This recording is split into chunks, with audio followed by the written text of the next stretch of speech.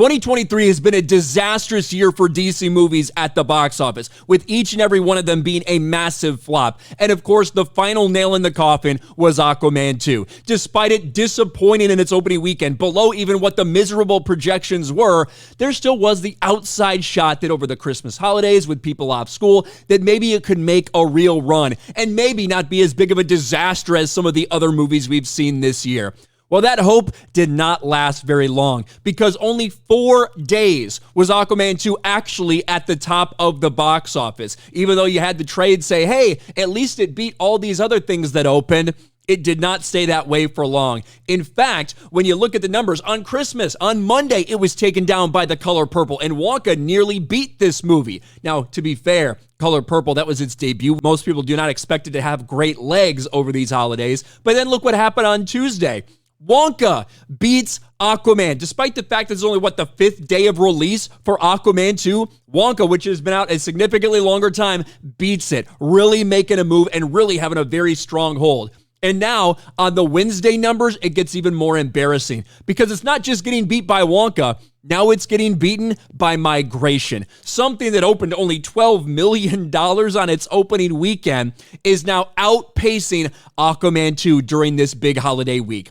$1 million Club Wednesday Holiday Edition. Wonka, $8 million. Migration, $6.6 million. Aquaman 2, $5.8 million. Color Purple all the way down to 3.8. Like I said, I did not expect that to hold very well. But the fact that Aquaman, less than a week out of release, is already down to number 3 at the box office over this big holiday Christmas period, it is embarrassingly bad, especially when you look at some of these comparisons to other things that have come out, not just for DC this year, but also the first Aquaman. Aquaman and the Lost Kingdom already starting to fade away. Now frightened even by Migration at the U.S. box office, grossing $5.9 million on Wednesday, dropping 30% from Tuesday, versus Aquaman's $14.9 million, which is only down 13% from its Boxing Day, all right, so the day after Christmas. Aquaman 2, its $52.5 million cum in 6 days, still under The Flash's $55 million 3-day, and less than half of Aquaman's 6-day cum. Still risks not even topping $100 million before January 5th, which would be the end of the holiday corridor. This is embarrassingly bad. Now, a lot of sites do not have that updated Migration number over $6 million, so that's why we got the numbers from the box office analysts on Twitter. That will update within the next probably 30 minutes to an hour.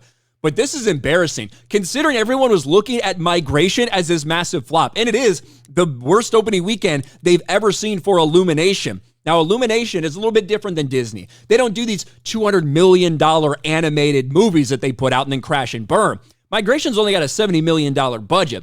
So despite it opening, not super great, it only needs to cross about $200 million to break even.